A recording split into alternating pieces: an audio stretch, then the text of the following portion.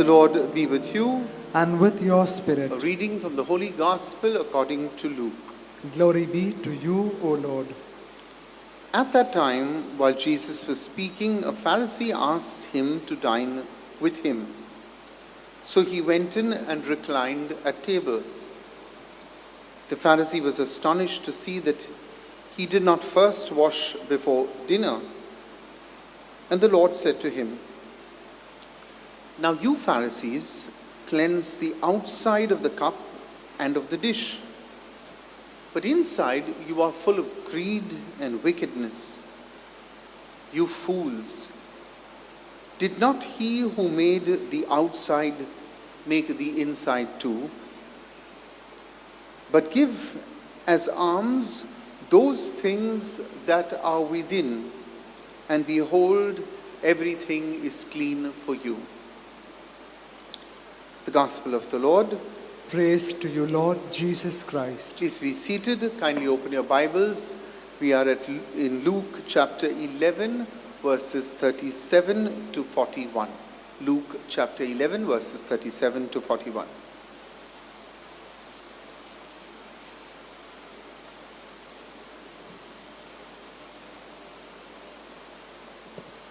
So, my dear sisters and brothers, just to tell you that we seem to have fluctuating internet today, so you might have a bit of a problem. Don't be too concerned, but hopefully we should go through this. Okay, so about today's gospel exegesis. It's going to be a little strain on the brain, this homily, because it's what seems to be on the surface is really not what St. Luke intended. Or rather, what he intended doesn't seem to be what we read. Now, while the characters in the text are familiar, namely the Pharisees, its intended characters, which are namely the Jewish Christians, is that section really tends to astound us and leave us a bit perplexed, because while we read about the Pharisees today, I think Luke is really talking about the Jewish Christians who shifted to Christianity from being Pharisees themselves. Now, in order to understand this text fully, we must always remind ourselves who is St. Luke writing to. St. Luke is writing to the Gentiles. These are non-Jews. Anybody who was a non-Jew was called a Gentile, or even worse, were called pagans. These were people who now decided to follow Jesus. Non-Jews who are Gentiles are following Jesus. Luke is really writing to this category of people. When we study the Gospel of Matthew, you'll remember that Matthew was writing not to a Gentile audience, but he was writing really predominantly to a Jewish audience. Luke is writing to a Gentile audience, a non-Jewish audience.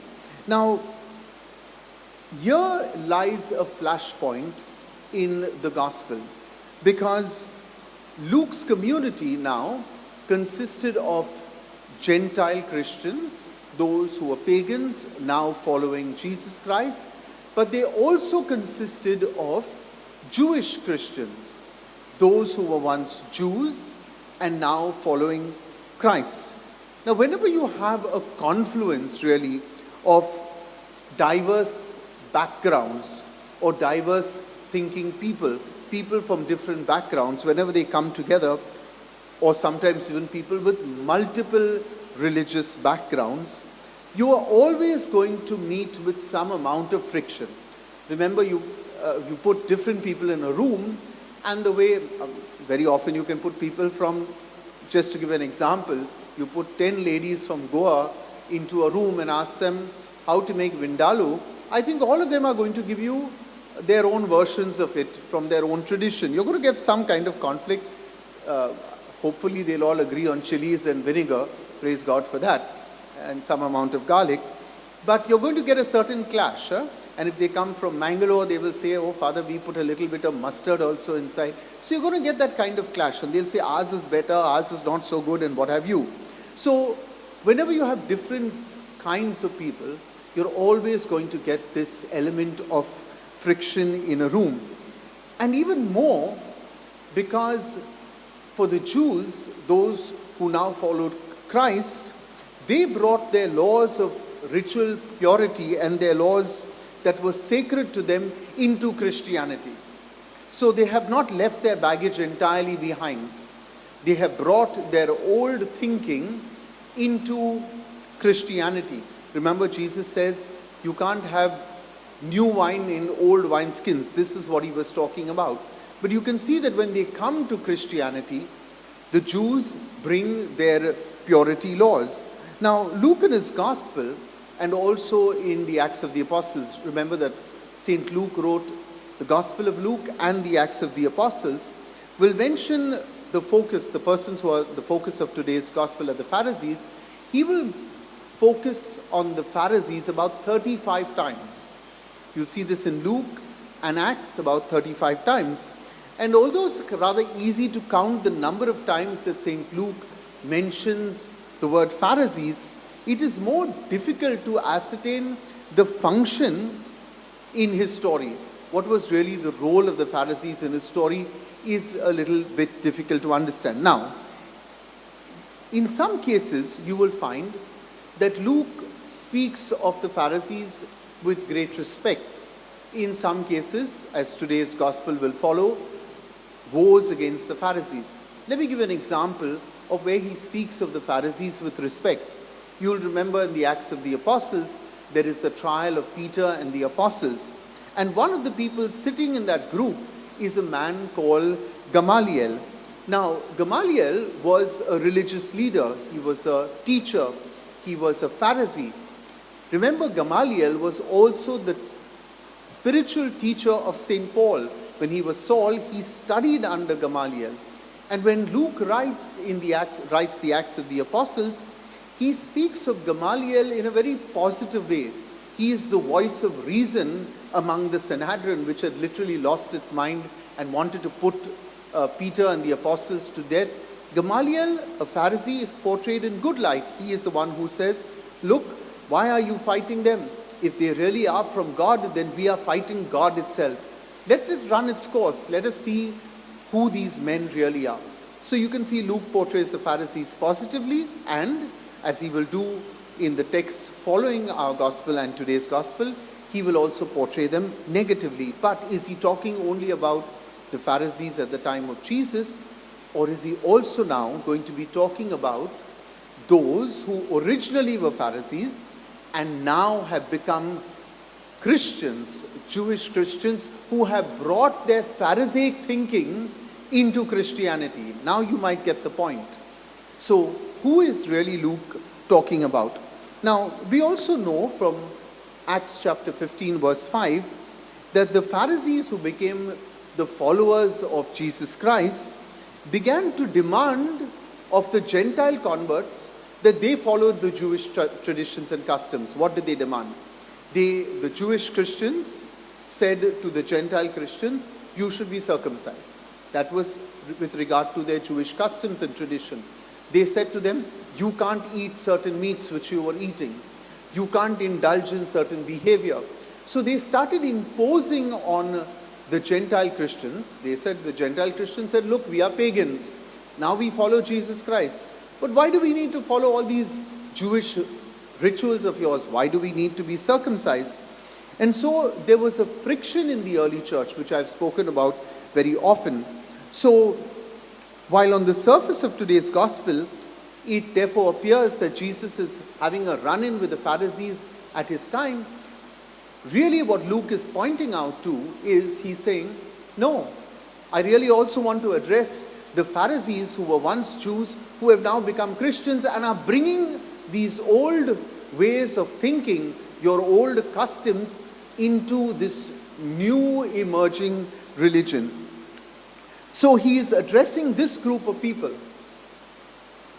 Now, the text of today is part of a larger pericope. If you look at your Bibles right now, we begin in verse 37 and then we will go all the way to verse 54. Today's text starts at verse 37 and ends at 41. If you look at today's text, it deals with a Pharisee who has invited Jesus to his house. And then really Jesus is discourteous to his host, this Pharisee, and even insults him. He says, "You Pharisees, you are like this, you wash the outside of your cup, but you're not bothered about inside." So Jesus really has a run-in with the man who has invited him to his house. This is then followed by 3 woes against the Pharisees. If you look at your text, not part of today's gospel, and then finally you will see that it ends, verse 54 ends with a plot that is hatched by the Pharisees to bring down Jesus. Now, what was Jesus really saying? He was saying to both the Pharisees at his time, as well as St. Luke was writing to his congregation, to the Pharisees who had now become Christians, he was telling them something very harsh. He says, what is the point of you keeping ritual purity? What is the point of you only bothering about the outside of your life?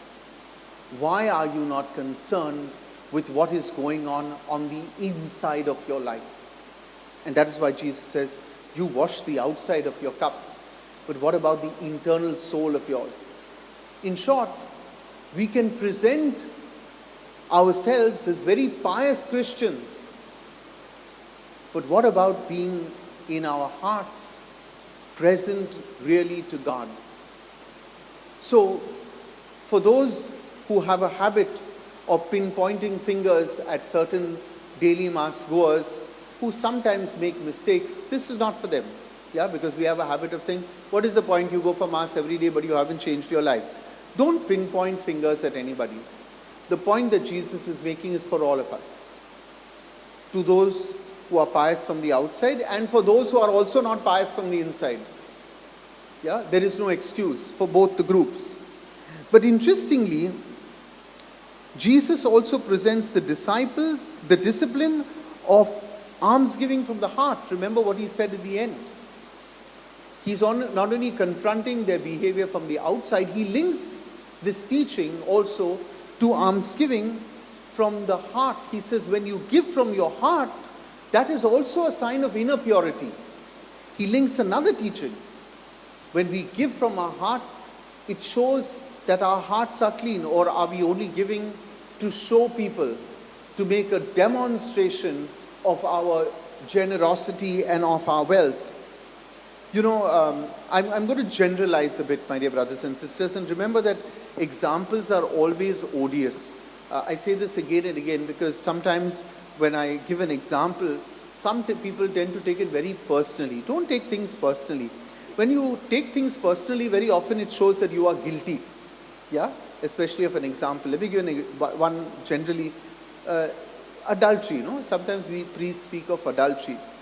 And because somebody met me yesterday and told me in their confession about adultery, they think, oh, Father Warner is talking about me. Please, you'll be amazed as to the rampantness of adultery in the world today. It's rampant. Yeah, it is rampant. So we need to address these topics sometimes. Don't take it personally. So talking about almsgiving from within your heart as a sign of purity, I'm giving you one example of something that I have observed. And I may be always wrong, but if it works, if you think it makes sense, I want to share this example with you from my personal experience. You know, I have learned from the late Father Larry, a lot of things. One of the things I learned from him was never to keep the church checkbooks with you and never to be in charge of the accounts yourself. Because you're the parish priest, you don't have to be in possession of all the checkbooks. He taught me, he said, leave it with the accountant in the parish. You sign, let them write whatever. You check the vouchers, you check the bills, and then you sign. So I leave everything down with the accountant.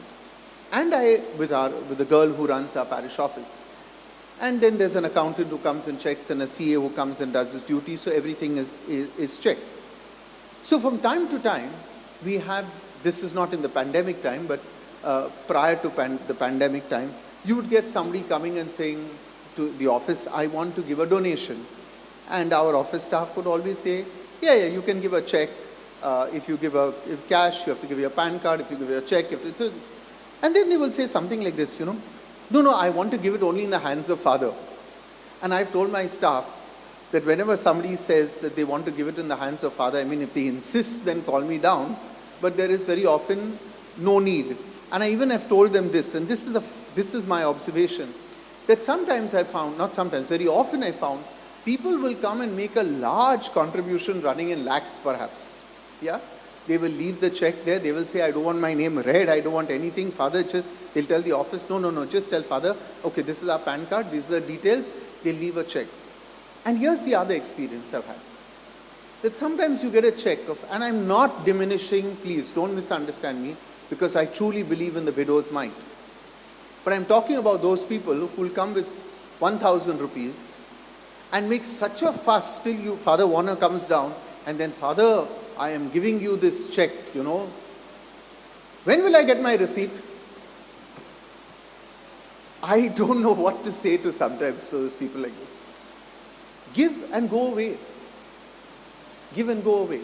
And Jesus is talking about this. What's the sign? A sign of your inner purity is also when you give, as he said today, giving your alms quietly, giving it from your heart, giving it from your love.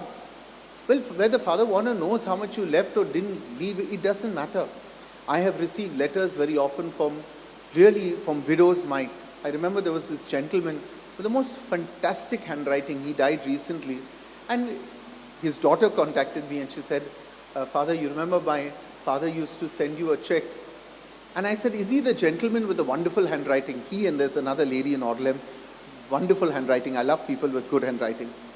And he would write these lovely notes to me and send a small donation of 500. I preserve those letters. Those are real widow's mites or widower's mites. Simple, that came from love, and you could sense, you could touch the love. There are also people who give in lakhs with great love. And then there are people who want to give only to make a tamasha. What else is Jesus saying? He's also saying that those who have not must be helped by those who have.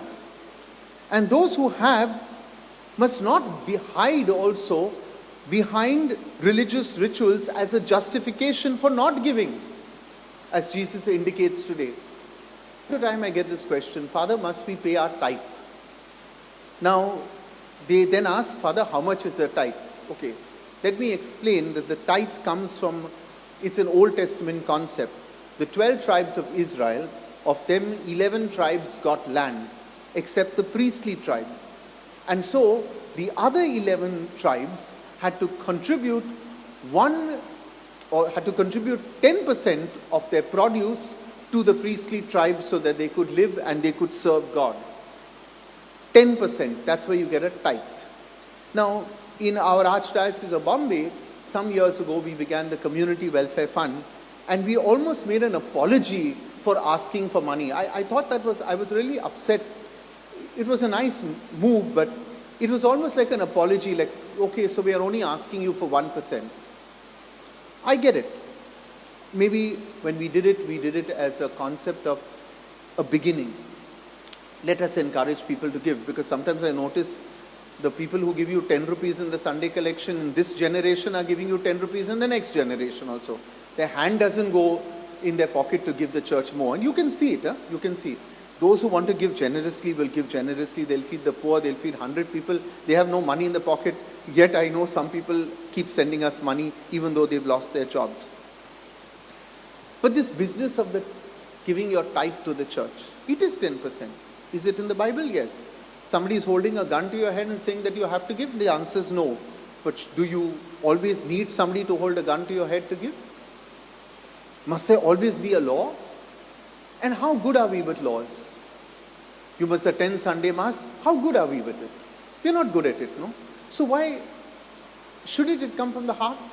Whether it's attending Mass or giving 10% of our income to the church, then the question is, Father, who can I give 10%? Can I give it in donation to my favorite charity? Can I give it to somebody else? Look, I'm not going to comment on that. I'm going to only ask, are you giving? Are you giving? Because I sincerely believe this, that if everybody gave, this world would never suffer. And this world survives, my dear brothers and sisters, because of a few loving, kind, generous people. You know, I go down at lunchtime with either Brother Paulo or Brother Chubin, and we distribute the lunch that you send us. Now we're getting lunch for the ashram, lunch for our parishioners, lunch for the orphans. We distribute it. I want to tell you this, that the reason why I'm making sure I go down every day is because I sense a positive joy from those people who are receiving it. There's a pulao, there's a chicken curry, there's a vegetable. There is a joy. And I cannot but thank those who say, from our little happiness, we want to share it with somebody else. This is how the world must run. Not run only on ritual purity like Jesus condemns. Not only run on, have I said this novena in this fashion. Not only run by externals. Jesus is saying very clearly to the Pharisees and to the Jewish Christians, why are you clinging on to rituals? Why are you dragging rituals which don't enhance your spiritual life at all? If they do, wonderful. But if they don't, then what's the purpose? Then we are only cleaning the outside of the cup while the inside is rotten. Whether it has to do with our giving or whether it has to do with our praying. So in one swift move today, Jesus says what he wants to say. He doesn't spare his words. He doesn't mince his words. You Pharisees, he says. Think about it, my dear brothers and sisters. Is our spiritual life just becoming a series of rituals and empty outward actions? Or is God really calling us internally to make a difference? Is the outside and the inside reflective of God's wonderful love?